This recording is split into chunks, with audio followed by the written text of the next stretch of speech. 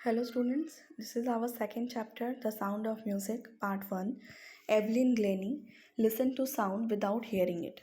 Evelyn Glenny जो music की दुनिया में खुद एक बहुत बड़ा नाम है, तो कैसे साउंड को सुनती थी लेकिन एक्चुअली जिस तरीके से हम सुनते हैं उस तरीके से नहीं, तो उनकी क्या टेक्निक थी उसके बारे में।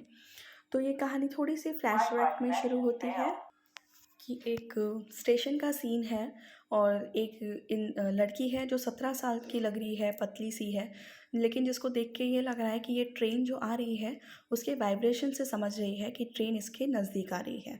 और वो जा रही थी रॉयल एकेडमी ऑफ म्यूज़िक जो कि लंदन में है, उसकी ऑडिशन देने। तो कहानी शुरू होती है कि एवलिन जो थी वो बचपन से ही डीफ नहीं थी। वो जब 8 साल की थी, इसकी मम्मी ने तब पहली बार नोटिस करा था कि जब हम इसको बुलाते हैं तो ये कोई रिस्पॉन्स नहीं करती है। तो ऐसे ही 3 साल बीतते हैं, लेकिन 11 साल की उम्र में इसके मार्क्स बहुत ज़्यादा डिक्लाइन हो रहे थे। तब पता लगता है कि इसकी कोई नर्व डैमेज की वजह से इसकी जो सुनने की शक्ति है वो चली गई है। तो उसको टीचर्स भी कहते हैं कि अब ये नॉर्मल स्कूल में नहीं पढ़ सकती, इसको एक स्पेशलिस्ट चाहिए। और इतना सुन के तो एवलिन की दुनिया जैसे एकदम ब्लैकआउट हो गई, लेकिन यहाँ तक उसने हार नहीं मानी। वो कहती है कि मुझे एक नॉर्मल लाइफ जीनी है और जैसा उसका म्यूज़िक में इंटरेस्ट था उसी चीज़ को ही आगे लेना है। एक दिन वो एक लड़की को देखती है ये इंस्ट्रूमेंट ज़ाइलोफ़ोन बजाते हुए, तो उसका इंटरेस्ट डेवलप होता है कि मुझे भी इसी इंस्ट्रूमेंट को सीखना है बजाना।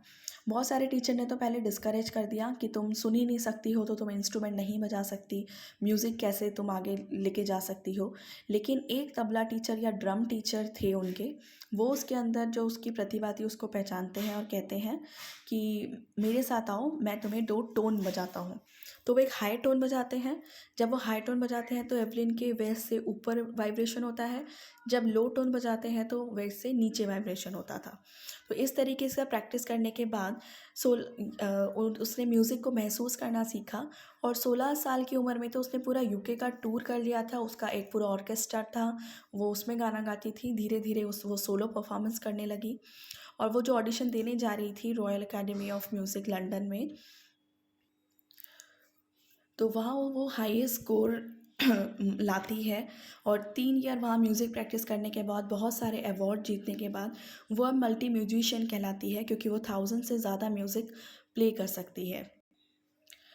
तो जब इंटरव्यू ने एक बार पूछा गया कि आप जब हम भी सवाल जो भी आपसे सवाल पूछते हैं तो इतनी फ्लुएंटली कैसे आप जवाब दे देती हैं, तो वो कहती है कि मैं बचपन से डीफ नहीं थी, मैं 8 साल तक सुन सकती थी और अब भी मैं जब आप मुझसे बात कर रहे हो तो मैं आपके लिप्स, पूरा होल फेस और मेनली आइज़ के एक्सप्रेशन को ध्यान रखते हुए, आइज़ बहुत कुछ बताते हैं, तो उससे मैं जवाब देती हूँ।